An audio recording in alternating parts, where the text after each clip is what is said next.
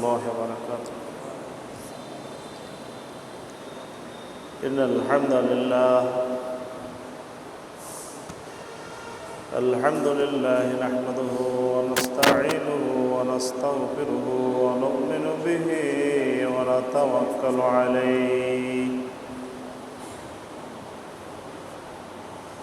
ونعوذ بالله من شرور أنفسنا ومن سيئات أعمالنا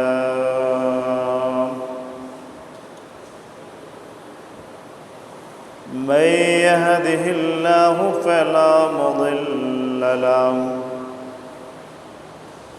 ومن يضلله فلا هادي له ونشهد أن لا إله إلا الله وحده لا شريك له ونشهد أن محمدًا عبده ورسوله الذي أرسل رسوله بالحق بشيرا ونذيرا وداعيا إلى الله بإذنه وسراجا منيرا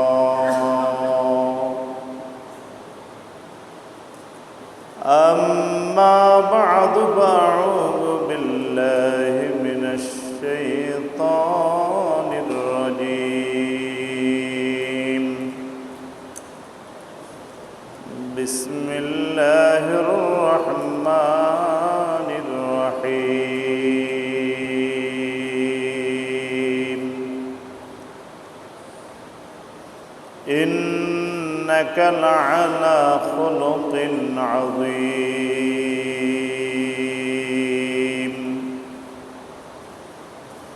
وقال النبي صلى الله عليه وسلم في الحديث الشريف ليس البر كحسن الخلق وقال النبي صلى الله عليه وسلم في الحديث الشريف لا إيمان لمن لا أمانة له ولا دين لمن لا عهد له وقال النبي صلى الله عليه وسلم في حديث آخر الصلاة عماد الدين من أقامها فقد أقام الدين ومن هدمها فقد هدم الدين أو كما قال عليه الصلاة والسلام وقال تعالى في شان حبيبه محمد المصطفى صلى الله عليه وسلم مخبرا وآمرا إن الله وملائكته يصلون على النبي يا أيها الذين آمنوا صلوا عليه وسلموا تسليما محبت সাথে নামাজের দুরূদ পাঠ করে আল্লাহুম্মা সাল্লি আলা মুহাম্মাদিন ওয়া আলা আলি মুহাম্মাদ কামা সাল্লাইতা আলা ইব্রাহিম ওয়া আলা আলি ইব্রাহিম ইন্নাকা হামিদুম মাজিদ اللهم بارك على محمد وعلى آل محمد كما باركت على إبراهيم وعلى آل إبراهيم إنك حميد مجيد بلغ العلا كشف الدجى بجماله حسنت جميع خصاله صلوا عليه وآله दिन की सूरज डूब रही है हम लोगों के सामने रोज महशर क्या जवाब है मुस्तफ़ा के सामने बलगल उला कशफत दुजा बिजमालिही हसनत जमीअ खसालिही सल्लु अलैहि व आलिही। मुहतरम हाज़रीन मुसल्लियान किराम पर्दार आलेर मा बोनेरा আল্লাহ শুকরিয়া আদায় করি আমরা সকলে আল্লাহ পাক আমাদেরকে তার হুকুম পালনের তৌফিক নসিব করেছেন। এই জন্য আল্লাহর কালিমাতুশ শুকরিয়া অন্তঃস্থল থেকে আদায় করি আলহামদুলিল্লাহ। আমরা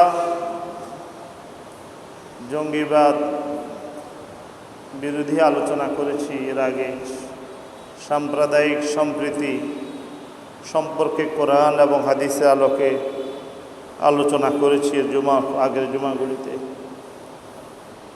এবং গুজব বিষয়ে এর আগের জুমাগুলিতে আমরা আলোচনা করেছি। ইবাদতের দিকে আবার ফিরে আসি, আমলি কিছু কথা আলোচনা করি, কারণ আলোচনার মাধ্যমে আল্লাহ তাআলা আমাদের ঈমানের মধ্যে একটু সতেজতা সৃষ্টি করেন। আল্লাহ পাক রব্বুল আলামিন বলেন ফাযাক্কির, তোমরা বেশি বেশি আলোচনা করো, ফাইন্না যিকরা তানফাউল মুমিনিন, কারণ এই আলোচনা এই আমলের নসিহত তোমাদের ঈমানদারদের উপকার হয়ে যাবে, লাভ হবে, তাদের নফা হবে, ফায়দা হবে। ফায়দা হওয়া থেকে খালি নয়, ফায়দা হওয়া বলছেন হবে যেটা বলছেন কে? স্বয়ং আল্লাহ সুবহানাহু ওয়া তাআলা। তো আমাদের আমল দুটা জিনিস ঈমানদারের কামিয়াবির মাপকাঠি। এটা কোরআনে কারীমের বিভিন্ন জায়গায় আল্লাহ সুবহানাহু ওয়া তাআলা বারবার উল্লেখ করেছেন, বেশিরভাগই কথাটা উল্লেখ করেছেন। দুটা জিনিস ঈমানদারের কামিয়াবি। ইন্নাল্লাযীনা আমানু ওয়া আমিলুস সালিহাত, ইন্নাল্লাযীনা আমানু ওয়া আমিলুস সালিহাত লাহুম জান্নাত। কোরআনের বিভিন্ন স্থানে আল্লাহ তাআলা এই আয়াতটাই বেশি বলেছেন। এক নম্বর, যারা আল্লাহর প্রতি বিশ্বাস স্থাপন করেছে, ঈমান আনয়ন করেছে, কালেমা পড়েছে লা ইলাহা ইল্লাল্লাহু মুহাম্মাদুর রাসূলুল্লাহ। যে সমস্ত মানুষ এই কালেমা পড়ে ঈমানদার মুমিন হয়ে গেছে, দ্বিতীয় পর্যায়ে মুমিন হওয়ার পরে আমিলুস সালিহাত, ঈমানের দাবি, সমস্ত নেক কাজগুলি সে সম্পাদন করেছে, কার্যে বাস্তবায়ন করেছে, আমলে বাস্তবায়ন করেছে। আল্লাহ পাক রব্বুল আলামিন এরপরে বলেছেন বেশির প্রয়োজন নাই, ঈমানের পরে আমলে সালেহ যারা বাস্তবায়ন করেছে লাহুম জান্নাত, আমার প্রস্তুতকৃত জান্নাত আমি তাদের জন্য নির্ধারণ করে রেখেছি। সুবহানাল্লাহ। এখানে তাদের জন্য কি আছে?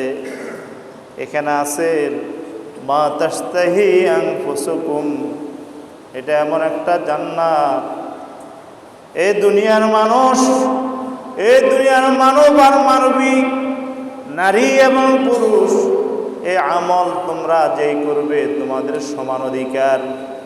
মান আমিলা সালিহান মিন যাকারিন আও উনসা, নারী বা পুরুষ যেই তোমরা নেক আমল করবে, আমি আল্লাহ পাক তাদেরকে ওয়াদা দিলাম, তাদেরকে একটা সুখের জীবন, সুন্দর জীবন, একটা পবিত্র জীবন দান করব। সুবহানাল্লাহ। আমলের পুরস্কার হলো একটা পবিত্র, একটা সুন্দর, একটা ভালো জীবন দান করবেন কে? এই জীবনটা দুনিয়াতেও সুন্দর হবে, আখিরাতেও সুন্দর হবে। আল্লাহর ভাষা বলেন, ফালানুহিয়ান্নাহু হায়াতান তাইয়্যিবা, তাকে অবশ্যই আমি হায়াতে তৈয়বা, সুন্দর একটা ভালো জীবন, একটা সুখী জীবন আমি তাকে দান করব। যে জীবনের মধ্যে কোনো অসুখ, যে জীবনের মধ্যে কোনো দুঃখ থাকবে না, পেরেশান থাকবে না, না দুনিয়াতে না আখিরাতে। ইমান আমল যদি থাকে, তার দুনিয়ার অসুস্থতাও তার সুখে পরিণত হবে। সুবহানাল্লাহ। অন্য আয়াতের মধ্যে বলছেন জান্নাত তাকে দিবেন এমন, সেটা কেমন হবে? ইমানদারের সব পাওনা আল্লাহ বুঝাই দিবেন না আখিরাতে, দুনিয়াতে নয়। মা তাশতাহি আনফুসুকুম, দুনিয়ার আমলের বিনিময়ে জান্নাত দেওয়া হবে। তার মনে যা কল্পনা করবে, সে যা কিছু মনে কল্পনা করবে, মনে যাই আসবে, আল্লাহ পাক বলেন জান্নাত আমি তার সব কিছু পূরণ করে দিব। লাকুম ফিহা মা তাশতাহি আনফুসুকুম, যা কিছু মনে আসবে মুখে খুলে বলবে না, মনে আসা মাত্রই আমি তার জন্য ব্যবস্থা করে দিব। মা তাশতাহি আনফুসুকুম, নফস চাহিদা পেশ করছে, আকাঙ্ক্ষা পেশ করছে, মনে একটু আসছে, আহারে যদি এই জিনিসটা আমার হতো, আল্লাহ পাক সঙ্গে সঙ্গে তার জন্য হাজির করে দিবেন। কোন সুবহানাল্লাহ। দুনিয়াতে অনেক আকাঙ্ক্ষা করি, অনেক প্রত্যাশা করি, কিন্তু আমাদের এগুলি অনেক পরিশ্রমের পরে, শত বছর পরিশ্রমের পরেও আমাদের সে আকাঙ্ক্ষা বাস্তবায়ন হয় না। জান্নাতি ইমানদার আকাঙ্ক্ষা করার সঙ্গে সঙ্গে তার জন্য রেডি এবং হাজির প্রস্তুত করে দিবেন কে? আল্লাহ। সুবহান। লাকুম ফিহা মা তাশতাহি আনফুসুকুম, আল্লাহ পাক বলেন ও ইমানদার নারী এবং পুরুষ, ভেদাভেদ নাই, তুমি নারী, তুমি নারী, তুমি পুরুষ, যেই আমলটা করবে, ইমানের পরে নেক আমল, দুটা জিনিস, যা মনে চায় তা দেব। দুনিয়া মনে যা চায় তা পাওয়া যায় না। অনেক দুনিয়াকেই শেষ জীবন মনে করছে, বলে এটাই আনন্দ ফুর্তির জায়গা। আছে কিনা কিছু মানুষ দুনিয়াকেই শেষ জীবন, নগদ যা পাও হাত পেতে নাও, বাকির খাতায় শূন্য থাক, দূরের বাধ্য কিলাব শুনে মাঝখানেতে বেজায় ফাক। নাউযুবিল্লাহি মিন যালিক। There is no God, there is no prophet.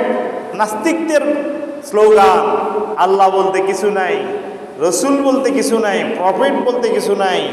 দুনিয়া ফুর্তির জায়গা, এমনিতে জন্ম নিয়েছ, যা নগদ পাও তা দিয়ে সেরে নাও। নাউযুবিল্লাহি মিন যালিক।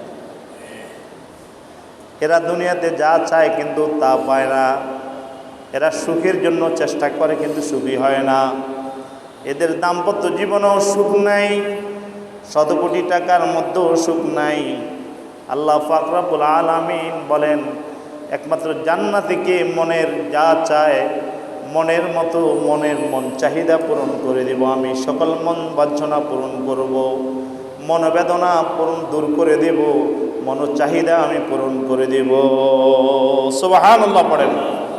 এই জন্য হাইয়ে আলাল ফালাহ, পাঁচবার যে আজান হয়, মুয়াজ্জিন সাহেব কয় কামিয়াবের দিকে আসো। মুফতি শফি সাহেব রহমতুল্লাহ আলাইহি এই ফালাহের অর্থ লিখছেন সকল মনোবাঞ্ছনা পূরণ হওয়া, মনোবেদনা দূর হওয়া, দুঃখ দূর হওয়া। বলে এটা একজন ব্যক্তি আখিরাতে জান্নাত পাওয়ার আগ পর্যন্ত কখনোই সম্ভব নয়। এমনি ইমানদারের আসল দাবি পূরণ হবে কোথায়? কথা বলেন। জান্নাতে। কোথায়? আল্লাহ লাকুম ফিহা মা তাশতাহি আনফুসুকুম, মনে যা চায় তোমাদেরকে তা দেব। ওয়ালাকুম ফিহা মা তাদউন, তোমরা মুখে যা দাবি করবে, দাবি করে স্লোগান দিয়া রাস্তা ভরে পুলিশের পিঠা খাওয়া লাগবে না। আল্লাহ বলে মুখে বান্দা বান্দি জান্নাতে একবার উচ্চারণ করেছে, মুখ খুলে বলেছে, সঙ্গে সঙ্গে তার জন্য সে নেয়ামত হাজির হয়ে যাবে। উইদ্দাত লিল মুত্তাকিন, এদের জন্যই আমি জান্নাত কি রাখছি? প্রস্তুত রাখছি। আল্লাহ আমাদেরকে ঈমান আর আমলের বিনিময়ে জান্নাতের হকদার বানায় দেন। সকলে পড়েন আমিন। যাই হোক, আমি বলতেছিলাম দুইটা কাজের কথা আল্লাহ বলছেন। তা আমি কোরআনে কারিমের সূরায়ে কোরআনে কারিমের ছোট্ট একটি আয়াত তেলাওয়াত করেছি, যে আয়াতের মাধ্যমে আল্লাহ পাক আখলাকের কথা বলছেন। নবীকে বলছেন যে নবী, আপনাকে আমি মহান আখলাকের উপর পাঠাইছি, মহান চরিত্রের উপর প্রতিষ্ঠিত করেছি, একটা সুন্দর চরিত্র দান করেছি। ইন্নাকা লাআলা খুলুকিন আযীম।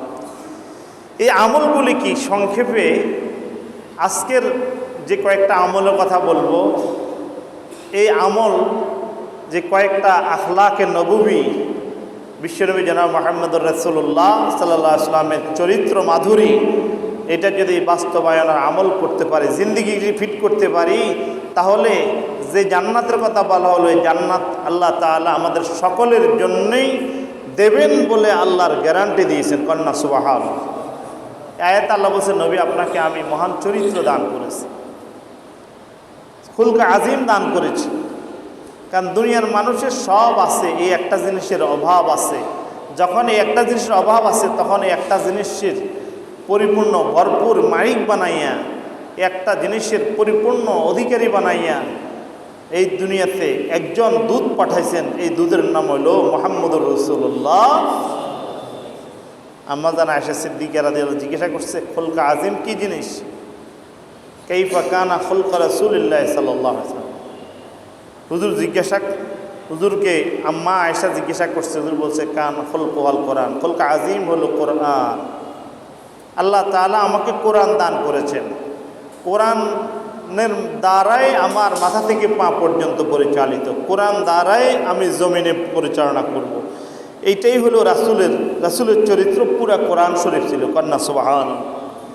খাওয়া খেতেন কোরআন, হ্যাঁ, রাষ্ট্র চালাইতেন সেখানে কোরআন, কথা বলতেন সেখানে কোরআন, অমুসলিমদের সেবা করতেন সেখানে কোরআন, সাম্প্রদায়িক সম্প্রীতি রক্ষা করতেন সেখানে কোরআন, সন্ত্রাস দমন করতেন সেখানে কি? কোরআন। এই সব জায়গার মধ্যে ছিল রাসূলের চরিত্র।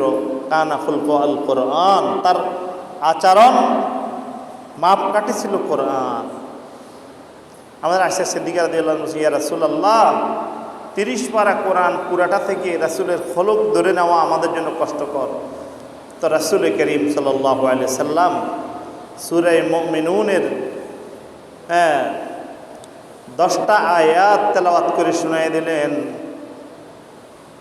সাহাবায়ে কেরাম রিদওয়ানুল্লাহি আলাইহিম আজমাইন, আম্মা জান আয়েশা সিদ্দিকা রাদিয়াল্লাহু আনহা তাদেরকে ওই আয়াতগুলি শুনিয়ে দিলেন। আম্মা জান আয়েশা সিদ্দিকা রাদিয়াল্লাহু তাআলা আনহাকে একই প্রশ্ন করেছিলেন সাহাবায়ে কেরাম, ও মা জননী, আপনি বলেন রাসূলের চরিত্র কেমন ছিল? মা আয়েশা সিদ্দিকা রাদিয়াল্লাহু তাআলা বলছেন, রাসূলের চরিত্র কোরআন ছিল। কোরআন কি ছিল? তখন আল্লাহ রসুলের পড়ে নেওয়া সে কোরআনের কারীমের রাসূলের আখলাক 10টা আয়াত তেলাওয়াত করে শুনাইলেন। সূরা মুমিনুন 18 নম্বর পারার। এখানেই নেক আমল, এখানে আমলে সালেহ জান্নাতের গ্যারান্টি আল্লাহ তাআলা দান করেছেন।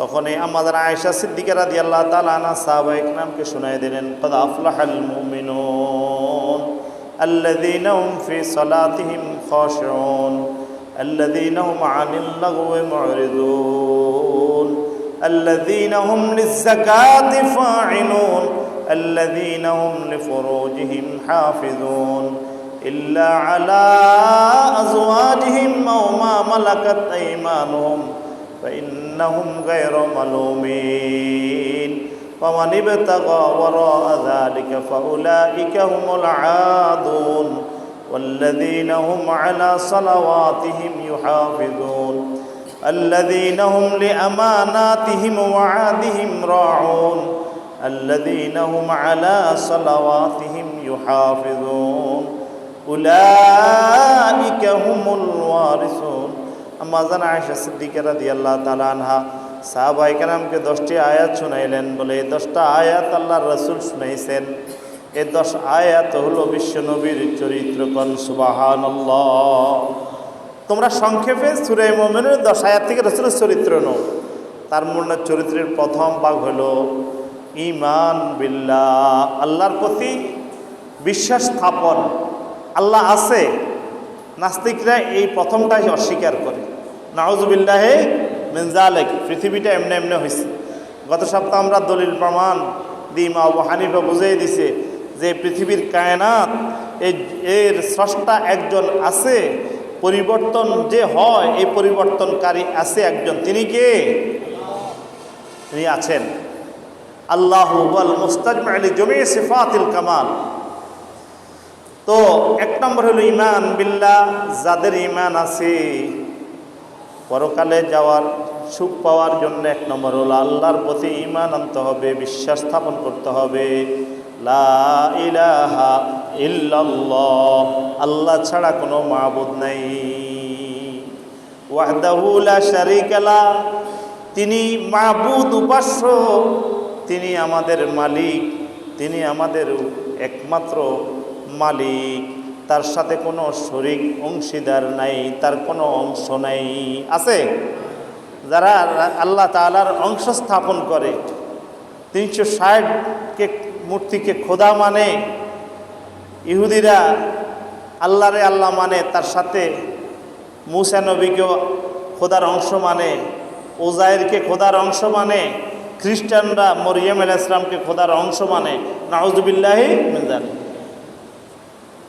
একেবারে অস্তপৌত্তলিক যারা আছে মূর্তি পূজক, এই আয়াতের মাধ্যমে তারা বের হয়ে গেছে, তারা জাহান্নামী, তারা আল্লাহ তাআলার জান্নাত পাবে না।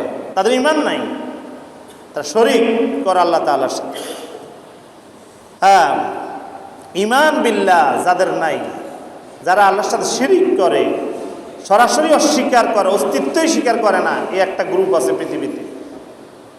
পৃথিবীতে স্রষ্টা বলতে নাই, তারাও বের হয়ে গেছে। তাদেরকে আল জান্নাতের অধিকারী করা হবে না।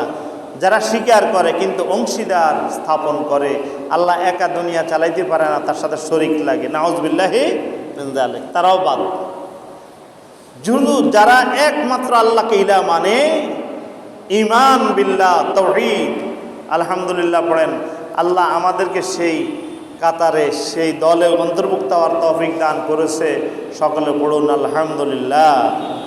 আমরা মুমিন, আমরা মুসলিম, আমরা মুওয়াহহিদ, আমরা একত্ববাদী। আল্লাহ এক, অদ্বিতীয়। এই কায়নাতের মালিক শুধু একজন, পৃথিবীর সকল কিছু সংগঠিত করেন একজন। তিনি কে? এক নম্বরে বিশ্বাসটা থাকবে। এই বিশ্বাসটা যাদের হয়ে গেছে, তারপরে বিশ্বাসের দ্বিতীয় অংশ হলো মুহাম্মদুর রাসূলুল্লাহ সাল্লাল্লাহু আলাইহি ওয়াসাল্লাম।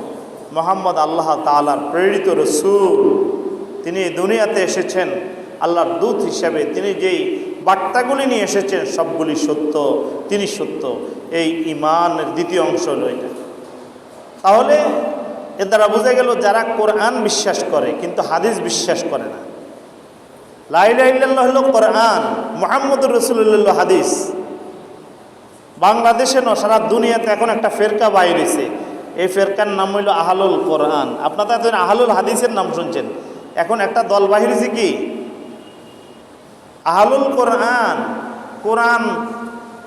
কোরআনের দল। এরা হাদিস বিশ্বাস করে না। আল্লাহ আপনি মাফ করেন, আমাদের নোয়াখালীর এক বড় অফিসার কিছুদিন আগে আমাকে বলতেছে, প্রশাসনের বড় কর্তা বলতেছে, হুজুর আমরা হাদিস কেন মানব? নাউজুবিল্লাহ পড়েন সবাই, নাউজুবিল্লাহ। কারণ হাদিস তো রসুল চলে যাওয়ার পরে দীর্ঘদিন পরে হাদিস লেখা হয়েছে। আর হাদিস তো নবীর কথা, নবী তো মানুষ, নাউজুবিল্লাহ পড়েন না? কত সুন্দর কথা, বলতে কত সুন্দর। মনে রাখবেন, আহলে বাতিল, ইহুদিরা, খ্রিস্টানরা, বিজাতিরা, আল্লাহর দুশমনরা আমাদের ইমানের মতো দৌলত ছিনিয়ে নেওয়ার জন্য বিভিন্ন গ্রুপ আর ফেরকা সৃষ্টি করছে। বিভিন্ন রূপে আমাদের কাছে আসবে। যেমন কাদিয়ানিরা আসছে একবার এক এক রূপে। আলহামদুলিল্লাহ, উম্মতের ওলামারা এই মিম্বর থেকে এগুলিকে সরাই দিতেছে। হ্যাঁ, যেরকম কম্পিউটারে ভাইরাস আছে, ভাইরাসগুলিকে দূর করতে হয়, অপশন আছে। আবার যদি আপনার ইমানের ভিতরে শিরিক ঢুকে যায়, গুমরাহি ঢুকে যায়, তাহলে আপনার জীবনের সমস্ত আমল বরবাদ হয়ে যাবে। এ হালাল কোরআনরা নামাজ পড়ে, এরা বলেন লা ইলাহা ইল্লাল্লাহ বিশ্বাস করে, যদি মুহাম্মদুর রাসূলুল্লাহ বিশ্বাস না করে তার ইমান আছে কিনা? কথা বলেন। আল্লাহ যে আল্লাহর বার্তা বাহক, আল্লাহর দাওয়াত দিলেন রাসূল, তাকে যিনি পাঠাইছেন তার দূতকে অস্বীকার করা মানে তাকে অস্বীকার করা। কথা ঠিক কিনা? তিনি এই জন্য মা আনা আলাইহি ওয়া আসহাবি, আল্লাহ পাক তো কোরআনে বলছেন খুযু মা আতাকুমুর রাসূল। তো হাদিস কোত্থেকে কেন মানবো আমরা? আল্লাহ নিজে বলতেছে তোমরা ধরো, পাকড়ো, আঁকড়ে ধরো, মজবুত ভাবে ধরো। মা আতাকুমুর রাসূল, রসুল তোমাদের জন্য যা কিছু নিয়ে এসেছে তাকে ধরো, আঁকড়ে ধরো। ওয়ান্তাহু আম্মা নাহাকুম, যে বিষয়ে তিনি বারণ করেছেন সেগুলি তোমরা বিরত থাকো। এটা কার কথা? তাহলে রাসূলের কথা, আদেশ নিষেধ মানার স্বয়ং আদেশ দিছেন কে? ইন হুয়া ইল্লা ওয়াহয়ু ইউহা মা ইয়ান্তিকু আনিল হাওয়া। রসুল যে কথাগুলি বলেছেন তার পবিত্র চরিতার্থের জন্য তিনি বলেননি, মন থেকে নিজে যে বলেননি, তাকে বলানো হয়েছে। তাকে বলানেওয়ালাকে, কথা বলেন কে? সেটা ওহীর অংশ। কাজে হাদিস যারা অস্বীকার করবে, মুহাম্মদুর রাসূলুল্লাহ যারা অস্বীকার করবে, তারা ঈমানদার থাকতে পারে না। এই ভুল বিশ্বাস কেউ স্থাপন করবেন না। তো আমি বললাম, হাদিস যদি অস্বীকার করেন তাহলে তো আপনি ঈমানদারে থাকবেন না। আপনাকে কে বলেছে? রসুলের যুগেই তো হাদিস সংরক্ষণ শুরু হয়ে গেছে। হযরত আবু হুরায়রা রাদিয়াল্লাহু তাআলা আনহু তিনি হাদিস সংরক্ষণ করেছেন। সাহাবায়ে কেরাম হাড্ডির মধ্যে লিখে হাদিস সংরক্ষণ করেছেন, কোরআন লিখেছেন। কোরআনকে যেমন সংরক্ষণ করা হয়েছে, হাদিসকে সংরক্ষণ করেছেন সাহাবায়ে কেরাম। তৎযুগে কোরআনকে সংরক্ষণ কাতেবে ওহী। ইসলামের যে 5 জন বড় খলিফা ছিল, তার মধ্যে অন্যতম একজন খলিফা ছিলেন কে? হযরতে মুআবিয়া রাদিয়াল্লাহু তাআলা সাহাবী। ওমর ফারুক রাদিয়াল্লাহু তাআলা আনহুর পরে 4 খলিফার পরে যিনি সারা দুনিয়ার মুসলমানদের ইনসাফের শাসন কায়েম করেছিলেন, হযরত মুআবিয়া।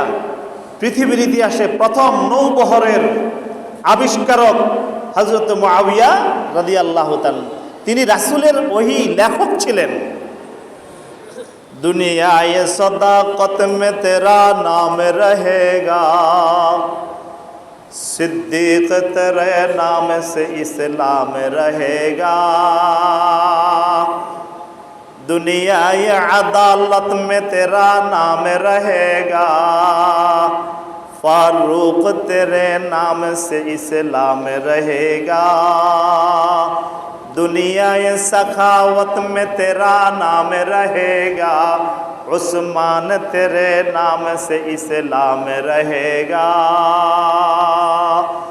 दुनिया ये शुजाअत में तेरे नाम रहेगा, अली हैदर तेरे नाम से इस्लाम रहेगा।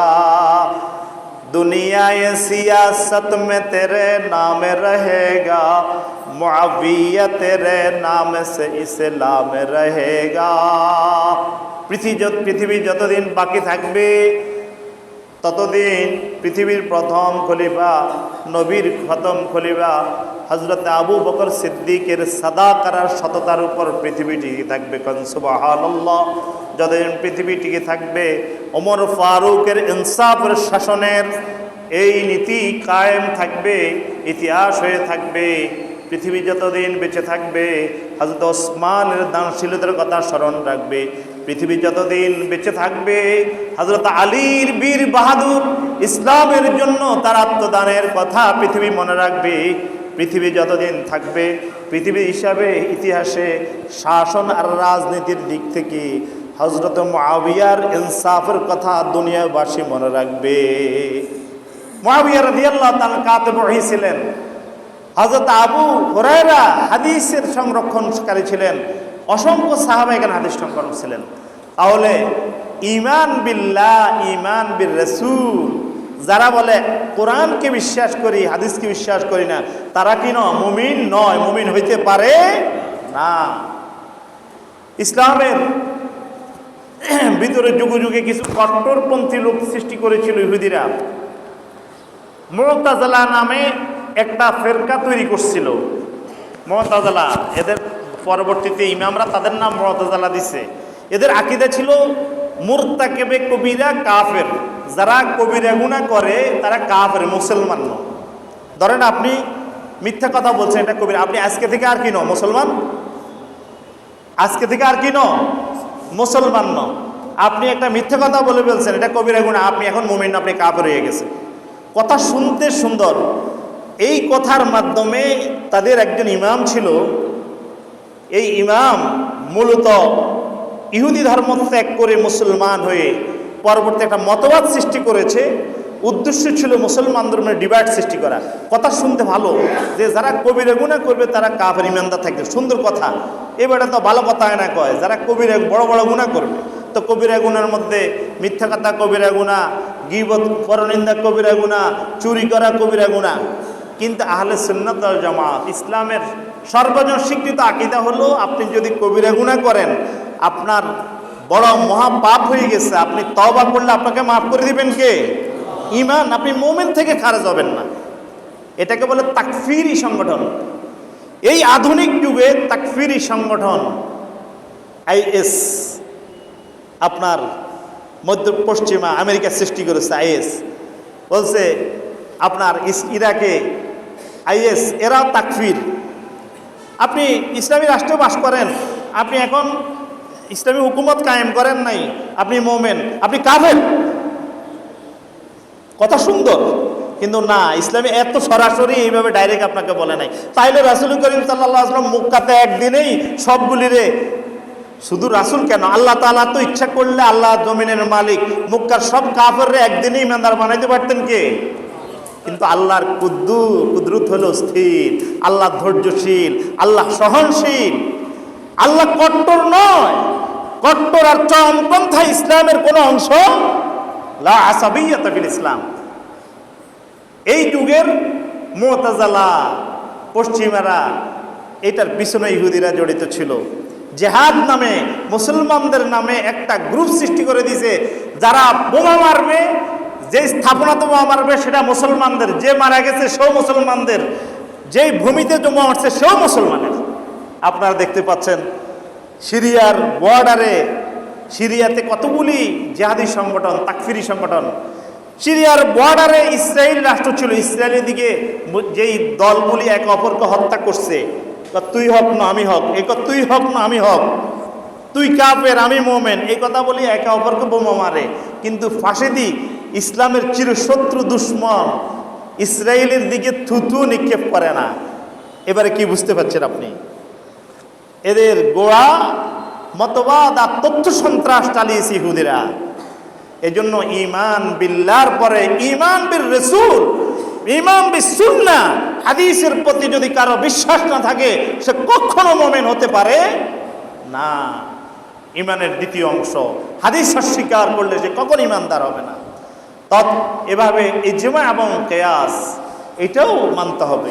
ইমামদের গবেষণা, মুসলমানদের ঐক্য আর কিয়াস গবেষণা, এটাকে অস্বীকার করতেছে আজকে আহলুল হাদিস নামক একটা গ্রুপ। এটা গবেষণা মানে না, ইস্তেমবাদ মানে না, ইজতিহাদ মানে না। ইমামরা ইজতিহাদ করেছেন। গবেষণা, ইস্তেমবাদ আর ইজতিহাদ যদি অস্বীকার করে, তাহলে ইসলামের লেজ কাটে দিয়েছেন আপনি, মানে ইসলামকে অসম্পূর্ণ করে দিয়েছেন। এজন্য যুগে যুগে বাতিল পন্থীরা আমাদেরকে ভুল বোঝাবে, সাবধান। সুন্দর কথায় কখনো হক্কানি উলামায়ে কেরামের দ্বারস্থ হওয়া ছাড়া আপনি কখনো কোনো মতবাদ গ্রহণ করবেন না। শুধু ইউটিউবে দেখে, শুধু ফেসবুকে দেখে কোনো ব্যক্তির কোনো মতবাদে দীক্ষিত হওয়া যাবে না। আপনার মসজিদের যিনি খতিব আছেন, আপনি তাকে জিজ্ঞাসা করেন প্রথম কিছু পেলে, হুজুর আমি এটা পেয়েছি ঠিক কিনা। শুরু করেছেন, আমল শুরু করেছেন দেখেই, হুজুর আমি তো এটা পেয়েছি ঠিক আছে না, হুজুর যেন অনুমোদন দিয়ে দেয়। কারণ 4 মাযহাবের উপর পড়ালেখা করে হুজুর আলেম হয়েছে। আপনি যেখান থেকে দেখেছেন সেটা কোনো বিজাতির কোনো ষড়যন্ত্র থাকতে পারে। সম্মানিত হাজিরিন, আমি আজকে আপনাদের সামনে সূরা মুমিনুনের খুলক আজিমের যে আলোচনা শুরু করছিলাম সেটা শেষ হয়নি, আগামী সপ্তাহে শেষ করব। তবে কামিয়াব আর সফলতার জন্য যে ঈমান বিল্লাহর পরে ঈমান বির রাসূল, ঈমান বিস সুন্নাহ জরুরি, প্রথম অংশটা বলেছি মাত্র।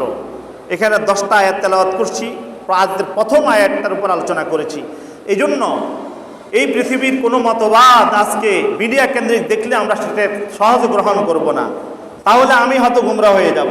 আমি একজন আলেমকে জিজ্ঞাসা করব যে এই জিনিসটা আমি শুনেছি দেখেছি হুজুর ঠিক আছে কিনা। আলেমরা যদি অনুমোদন দিয়ে দেয় তাহলে আপনি এটা আমল শুরু করবেন। আলেমরা যদি সেখানে প্রশ্ন রাখে, আপনাকে বুঝিয়ে দেয়, আপনি সেটা বুঝে নেবেন। আল্লাহ আমাদেরকে বোঝার তৌফিক দান করুন। ওয়া আলহামদুলিল্লাহ। যারা কাবলাল জুমা পড়েননি 4 রাকাত কাবলাল জুমা পড়েন।